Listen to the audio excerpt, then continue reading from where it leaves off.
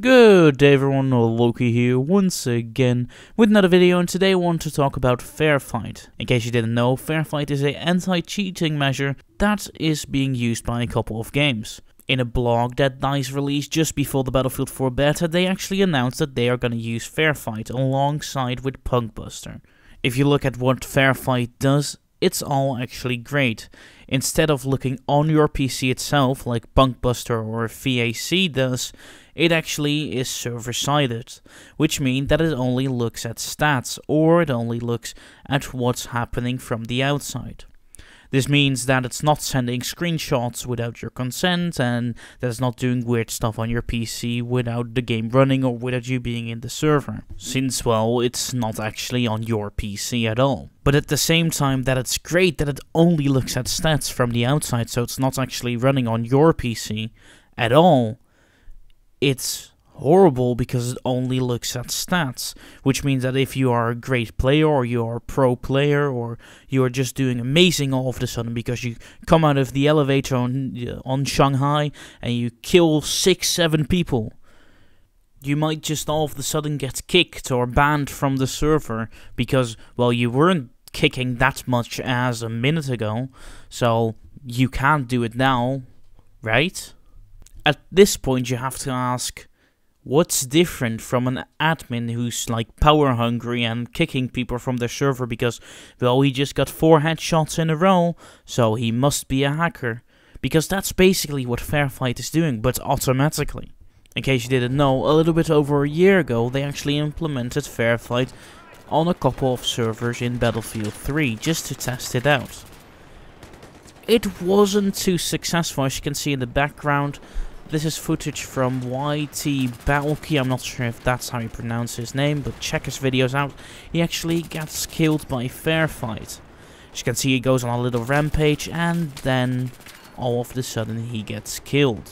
And no, this doesn't just happen once, he actually dies a little bit after that as well. And he has a total of 7 videos on his channel in which this happens. He basically gets screwed by FairFight. Not because he's a hacker, but just because he had a kick-ass moment at that exact moment. So he had to be punished because, well, it's not fair anymore, right?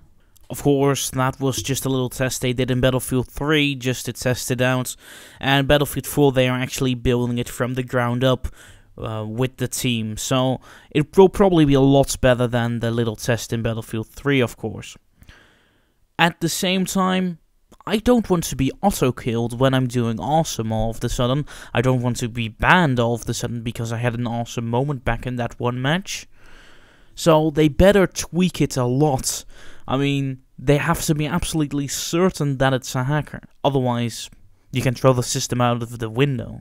I'm quite sure that they will tweak it so it will be working good. They have all the tools to monitor the system and all the tools. They even can turn the auto banning or the auto killing off, but just send them a report so they can handle it off themselves and manually ban the people. So we'll just have to see what they do for Battlefield 4. If you of course look on the other side for banning the hackers, this is of course a great system because they can't bypass this. The only way to bypass this system so they can still hack is to, well, not do awesome or lower their stats, not kill people. Yeah, that's... So if they want to hack, they want to kill people, they want to own people or whatever they want to do, they can't do it because they will look at their stats and they will be insta-banned, or they will be thrown out of there, or they will be insta-reported. It will stop a lot of hackers. But don't be mistaken, FairFight will make mistakes. As you can see right here, this is Infestation Survivor Stories, also known as Warzy back in the day. And apparently I have been banned on the 15th of October. I haven't played on the 15th of October, but apparently my character, wc-papier, which means toilet paper in case you don't know, got banned by FairFight without me even playing or my account being logged in.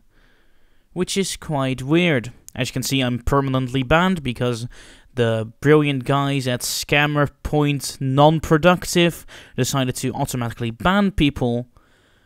and, well, I no longer have an account for the game. Of course, EA support is going to be a lot better than Scammer Point non-productive, but it still is going to happen, so you're going to have to deal with support to get your account back, maybe, or whatever they will implement with FairFight. So yeah, that's basically frustration waiting to happen, really. So, me being the person that I am, I went to the FairFight website, or well, the GameBlocks website, because that's actually the developer of FairFight, and went to their FAQ section. In their FAQ section, they have one little question that says, I've seen the forums complaining about FairFight. WHT, would I want that buzz for my game? I think they meant to say why, but as you can see, they are a professional company, so they have to misspell that. So let's see.